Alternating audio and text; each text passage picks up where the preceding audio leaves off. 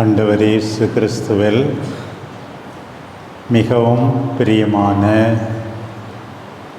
சடையம்பாளையம் நம்பிக்கையாளரான என்னுடைய பாசமான சகோதர சகோதரிகளே, அன்பார்ந்த குழந்தைகளே, அன்பார்ந்த அருள் தந்தை ஸ்டீஃபன் ஸ்வரூபன் அவர்களே, பீட்டர் அவர்களே, தொண்டர் எட்வின் அவர்களே, இன்னும் பல்வேறு இடங்களிலிருந்து வந்திருக்கிற சகோதர சகோதரிகளே, உண்மையாகவே உள்ளம் நெகிழ்ந்து போகின்றது. நம்முடைய மக்களுடைய பக்தியை பார்த்து உங்களால் என்னுடைய நம்பிக்கையும் வளர்கின்றது. எல்லாரும் சேர்ந்து கொஞ்சம் தூரமாக இருந்தாலும் பக்தியோடு குருத்தோலை பவனியிலே பங்கேற்றோம். தொடர்ந்து இங்கே திருப்பலி, வேறு சில இடங்களில் பிரசங்க நேரத்தில் இந்த சிலுவெல்லாம் செய்வாங்க. அதெல்லாம் நம்ம மக்கள் செய்யக்கூடாது, செய்வதில்லை. பக்தியோடு பூசையில் பங்கெடுக்க வேண்டும் என்பதை உணர்ந்து ஆர்வத்தோடு சிறு பிள்ளைகள் உட்பட இங்கே கூடி இருக்கிறீர்கள். பிரியமானவர்களே, இன்றைய ஞாயிற்றுக்கிழமைக்கு 2 பேர் உண்டு. ஒன்றுதான் நமக்கு தெரியும். முதல் பேர் குருத்து ஞாயிறு. குருத்து ஞாயிறு இங்கிலீஷில் பாம் சண்டே அப்படின்னு சொல்லுவாங்க. ஆனால் இன்னொரு பேர் நிறைய பேருக்கு தெரியாது. அது என்னன்னா பாடுகளின் ஞாயிறு, பேஷன் சண்டே. இந்த ஞாயிற்றுக்கிழமைக்கு இன்னொரு பேர் என்ன? பாடுகளின் ஞாயிறு. இதை நாம் ஞாபகத்தில் வைத்து கொள்ள வேண்டும். பாடுகளின் ஞாயிறு. கோயிலுக்கு வர வரைக்கும் குருத்து ஞாயிறு, கோயிலுக்கு வந்த பிறகு பாடுகளின் ஞாயிறு. இன்னைக்கு நாம் எல்லாரும் நிறைய பாடங்களை கற்றுக்கொள்ள வேண்டும். இந்த நாளிலிருந்து இன்னைக்கு ஆண்டவரை நாம் பார்க்கிறோம். எப்படியெல்லாம் அவர் தம்மையே தாழ்த்தி கொள்ளுகிறார், எப்படியெல்லாம் துன்புறுகிறார், எப்படியெல்லாம் அவருக்கு இல்லாது பொல்லாது எல்லாம் செய்கிறார்கள், எல்லாவற்றையும் பார்க்கிறோம். பல்வேறு மனிதர்கள் அங்கே ஆண்டவரை பார்க்கிறார்கள், ஆண்டவரோடு நடந்து கொள்கிறார்கள், ஆண்டவரை துன்புறுத்துகிறார்கள். சில பேர் நல்லவர்களாகவும் ஆண்டவரிடம் நடந்து கொள்கிறார்கள். பல்வேறுபட்ட மக்கள் பாருங்கள். முக்கியமாக அன்றைக்கு ராப்போசனத்தில் நடந்ததை நாம் இன்றைக்கு வாசிக்க கேட்டோம். அதற்கு முன்பு ஒரு பெண் விலையுயர்ந்த படிகச் சிமிழை கொண்டு அதில் இருந்த நறுமண தைலத்தை ஆண்டவர் தலை மீது ஊற்றியதை பார்க்கிறோம். அந்த பெண் உண்மையாகவே ரொம்ப தாராளமாக இருந்திருக்காங்க பாருங்க. எல்லாரும் சீடர்கள், முக்கியமாக யூதாஸ், இவங்களாம் திட்டுறாங்க. இது எவ்வளவு பணம் தெரியுமா? 300 தெனாரியம். அப்படின்னா 300 நாள் வேலை செஞ்சு சம்பாதிக்கிற அளவுக்கு போகிறோம் இந்த திரவியம். இதை விற்று ஏழைகளுக்கு கொடுத்துருக்கலாம். ஏன் இந்த பொண்ணு வீணாக்குது? உடனே ஆண்டவர் என்ன சொன்னார்? அந்த பெண்ணை திட்டாதீர்கள். நான் செத்துட்டா அடக்கம் செய்ய காசு செலவு பண்ணுவீங்க இல்லையா? அதுபோல இந்த பொண்ணு செஞ்சதா இருக்கட்டும். உலகெங்கும் நற்செய்தி அறிவிக்கப்படும் எல்லாம், அந்த இடத்திலெல்லாம் இந்த பெண்ணுடைய இந்த தாராள செயல், அன்பு செயல் எடுத்து சொல்லப்படும். பாருங்கள், முதல்ல இன்னைக்கு நம் மனசுல நம்ம பார்க்கறது அந்த பெண், தாராளமான பெண். எவ்வளோ பெண்கள் நம்ம ஊர்ல இருக்காங்க, தாராளமானவர்கள், அன்பானவர்கள், ஆண்டவர் மீது அக்கறை கொண்டவர்கள் எல்லாரும் இருக்கிறார்கள். அவர்களுக்கெல்லாம் மிகச்சிறந்த பாடம் இந்த பெண் தான். பாருங்கள், ஆண்டவருக்காக செய்வது, தேவையில் இருப்பவர்களுக்காக செய்வது, இதை நாம் ஒருபோதும் மறந்துவிடவே கூடாது. ஞாபகம் வச்சு. அப்புறம் பார்க்குறோம், ஆண்டவர் ஒரு வீட்டில் ராப்போசனத்துக்கு ஏற்பாடு செய்ய சொல்லியிருந்தார் இல்லையா? அந்த வீட்டாரும் அந்த இடத்தை கொடுத்தாங்க. அங்கே நடந்ததெல்லாம் பார்க்குறோம். ஆண்டவருக்கு எல்லாம் தெரியுது. ஒருத்தவன் காட்டி கொடுக்க போகிறான் தெரியுது. சீமோன் பேதுரு தெரியாதுன்னு சொல்ல போகிறாரு, எல்லாம் தெரியுது. எல்லாரும் அவரை விட்டுட்டு ஓட போகிறாங்க, அதுவும் தெரியுது ஆண்டவருக்கு. இதெல்லாம் தெரிஞ்ச நிலையில்தான் ராப்போசனம் நடக்குது. நான் அடிக்கடி சொல்லுவேன், அப்பத்தை எடுத்து அதை பெற்று இதை வாங்கி உண்ணுங்கள்னு ஆண்டவர் சொல்லும்போது அடுத்த நாள் தன்னுடைய உடல் சுக்கு நூறாக கிழிக்கப்படும் என்பதை உணர்ந்து தான் ஆண்டவர் செஞ்சார். ரசத்தை எடுத்து இது உங்களுக்காக சிந்தப்படும் ரத்தம் சொல்லும்போது கடைசி துளி ரத்தம் வர இப்போ சிந்த போகிறோம் சீக்கிரம் என்பதை உணர்ந்து தான் செய்தார். எவ்வளவு ஆண்டவர் உடலிலும் உள்ளத்திலும் பட்ட வேதனை பார். அந்த நல்ல பெண்ணை பற்றி சொன்னேன். இப்போ யூதாசை பாருங்க, எப்படி அவனால் இப்படி செய்ய முடிஞ்சது? அப்படியே முத்தமிட்டு அவரை காட்டி கொடுக்குறான். ராபி அப்படின்னு முத்தமிட்டான். நாம் பாருங்க. அதே போல நாமும் யூதாசா இருந்துடக்கூடாது. சீமோன் பேதுரு ராயப்பரை பாருங்க, ஒரு வேலைக்கார பொண்ணுக்கு பயந்து ஆண்டவர் ஏற்கனவே சொன்னார், நீ என்ன தெரியாதுன்னு சொல்லுவ. இல்லை இல்லை, எல்லாரும் ஓடிட்டாலும் நான் உனக்காக உயிரை கொடுப்பேன்னு சொன்னார். கடைசியில் ஒரு வேலைக்காரக்கு பெண்ணுக்கு பயந்து தெரியவே தெரியாது. அதுவும் இன்னைக்கு வாசிக்கிறோம், சபிக்கவும் ஆணையிடவும் தொடங்கினார். எனக்கு தெரியவே தெரியாது அந்த ஆள். நாமும் சில சமயத்தில் இப்படி இருந்துடலாம். பிறகுதான் கோழி கூவுற சத்தம் கேட்டது. லூக்கா நற்செய்தி பிரகாரம் கோழி கூவின பிறகு ஆண்டவர் அவரை பார்த்தாரா. அந்த நேரத்தில் மனம் வெதும்பி அழுதாரா. பிரியமானவர்களே, எல்லாரிடமிருந்தும் நம்ம பாடத்தை கற்றுக்கணும். பாருங்க, இன்னொரு பக்கம் ஆண்டவர் படுற வேதனையை பாருங்க. 3 பேரை கூட்டுக்கிட்டு போறார். பேதுரு, யோவான், யாக்கோபு 3 பேரையும் கூப்பிட்டு பக்கத்தில், மற்றவங்களாம் கொஞ்சம் தூரத்தில் இருக்காங்க. இங்கே இருங்க, எனக்கு ரொம்ப பயமாக இருக்குது, என் சாவு நெருங்கி வருவது போல இருக்கு, எனக்காக ஜெபிங்க அப்படின்னு சொல்லி அவங்கள இருக்க வச்சுட்டு போய் தந்தையிடம் பேசுகிறார். அது படிக்கும்போது உள்ள முருகுது பாருங்க. தந்தையே, கூடுமானால் இந்த துன்ப காலம் என்னை விட்டு அகலட்டும், எல்லாம் உம்மால நிறைவேறா. உம்மால முடியாது எதுவுமே கிடையாது. முடியும்னா இந்த துன்ப காலம் என்னை விட்டு அகலட்டும். இருந்தாலும் என்னுடைய விருப்பம் இல்லை, உம்முடைய விருப்பம்தான் நிறைவேறட்டும். சீடர்களை பார்க்குறாரு, தூங்கிக்கிட்டு இருக்கிறாங்க பாருங்க, தூங்குறாங்க. திரும்பி போய் ஜெபிக்கிறார். திரும்பி பார்க்குறார் 2வது தடவை, திரும்பி தூங்குறாங்க. 1 மணி நேரம் கூட முழிச்சிருக்க முடியலையா?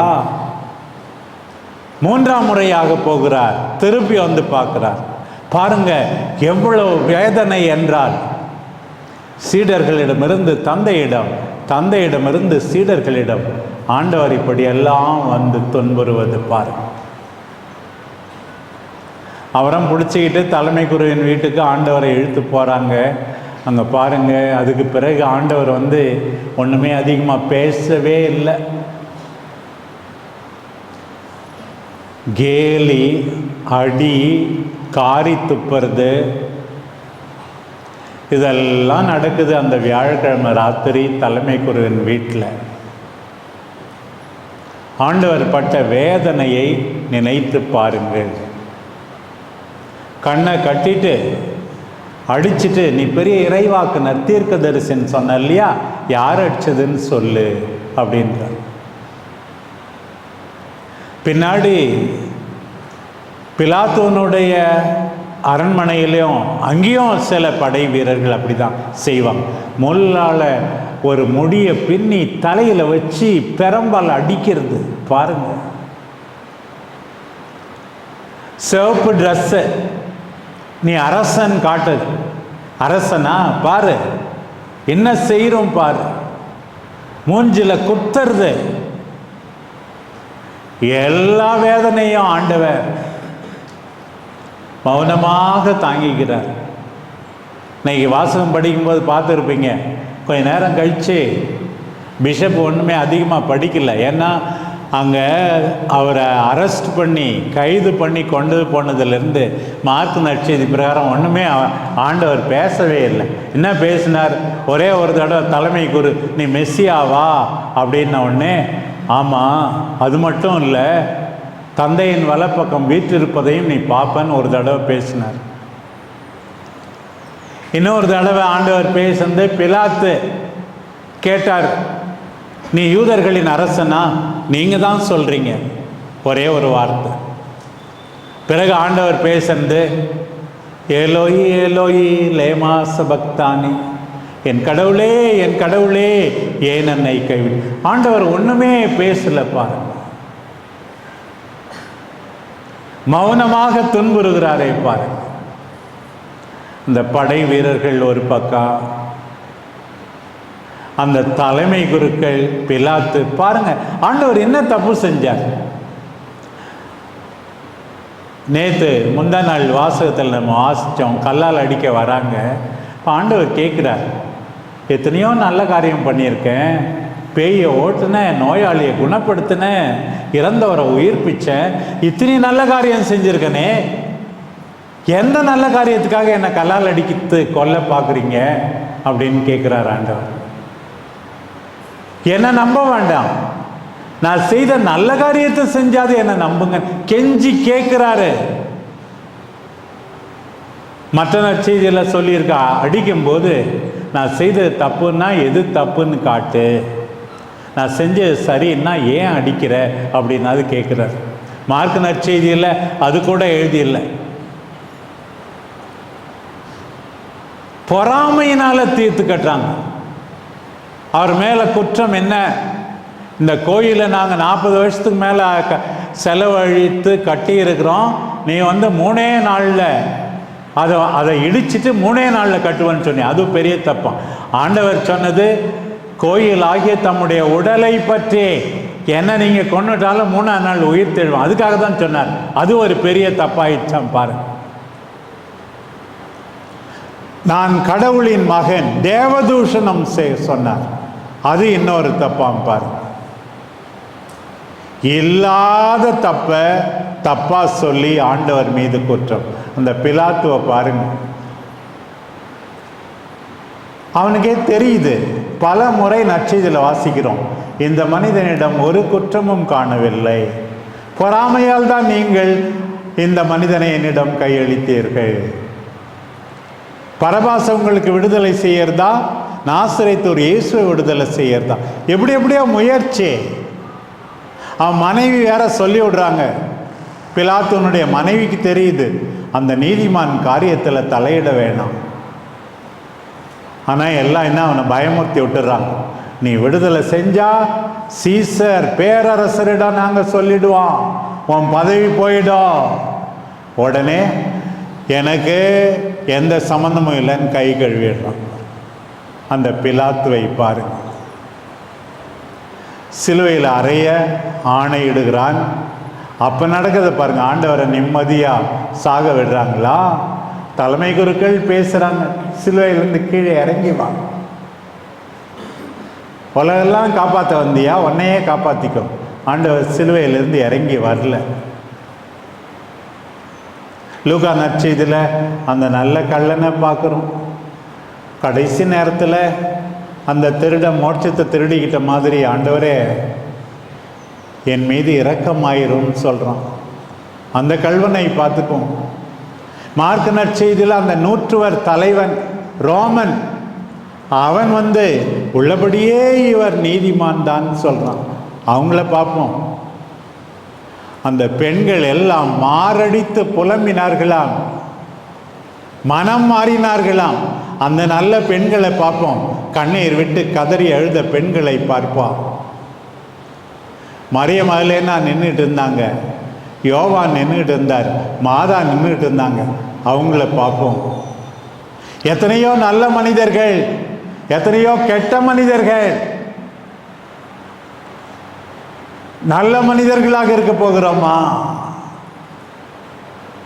கெட்ட மனிதர்களாக ஆண்டவரை சாகடிக்க போகிறோமா?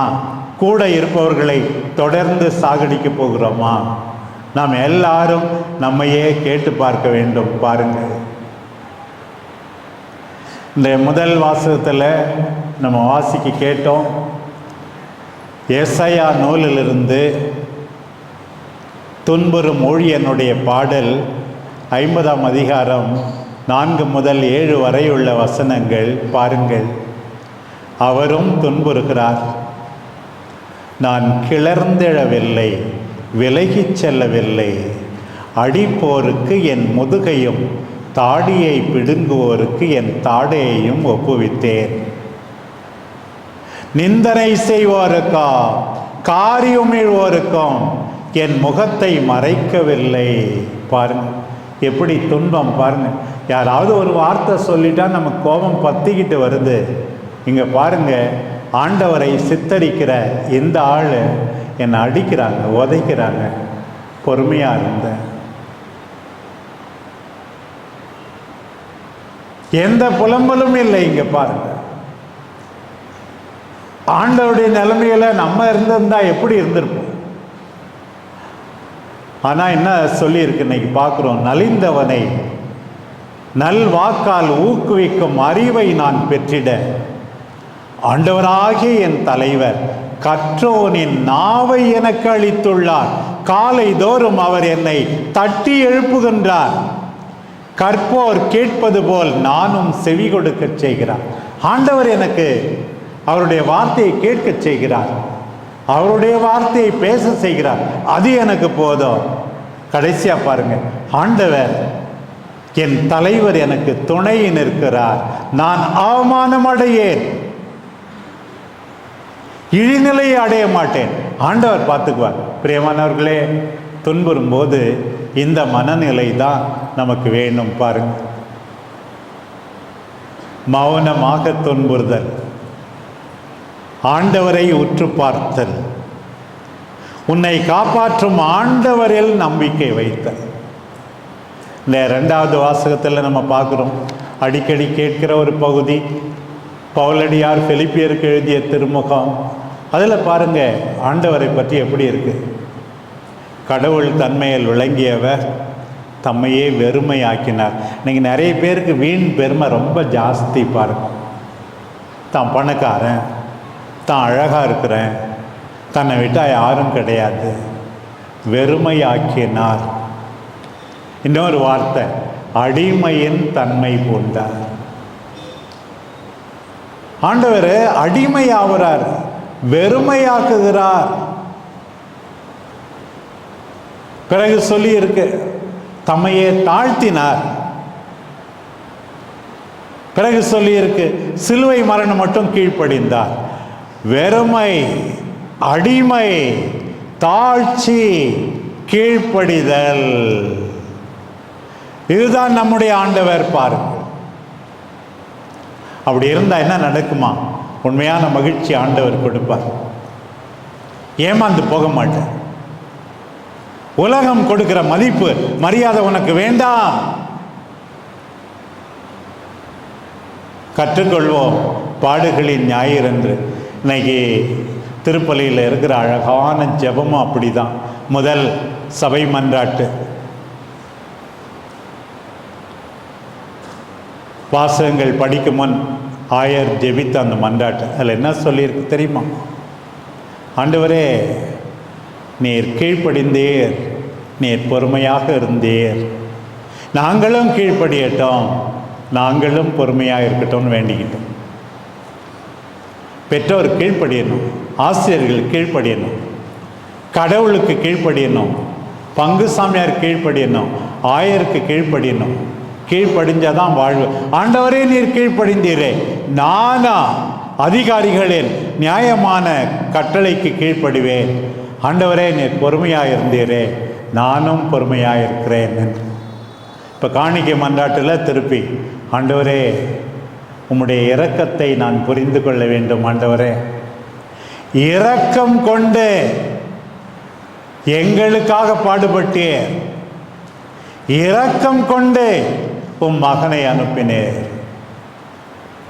அப்புறம் நன்றி மன்றாட்டு, ஆண்டவரே, மோட்சத்தை மனசில் வச்சு நாங்கள் வாழணும். ஆண்டவரே, பிரியமானவர்களே, மிக சந்தோஷமாக இருந்தது. குருத்தோலை ஏந்தி ஆண்டவர் அரசர் என்று அறிக்கையிடுவது. அங்கே நான் சொன்னேன், தாழ்ச்சியோடு சமாதானத்தோடு ஆண்டவர் பவனி வருகிறார். அவரை பின்பற்றுவோம். அந்த ஆண்டவரின் பாடுகளை பின்பற்றுவோம், கீழ்ப்படிதலை பின்பற்றுவோம், தாழ்ச்சியை பின்பற்றுவோம். பாடுகளினூடே எவ்வளோ கெட்ட மனிதர்கள், அந்த கெட்ட மனிதர்களாக நாம் இருக்கக்கூடாது. ஒரு சில நல்ல மனிதர்கள், அந்த நல்ல மனிதர்களைப் போல, யோவானை போல, அன்பு தாய் அன்னை கன்னிமரியாளை போல, மரியாவை போல, மரிய மதலேனாவை போல நல்ல மனிதர்களாக நம் வாழ்க்கையை உருமாற்றுவோம். நம் அன்பு தாய் அன்னை கன்னிமரியா நமக்காக பரிந்து பேசுவாராக. ஆமென்.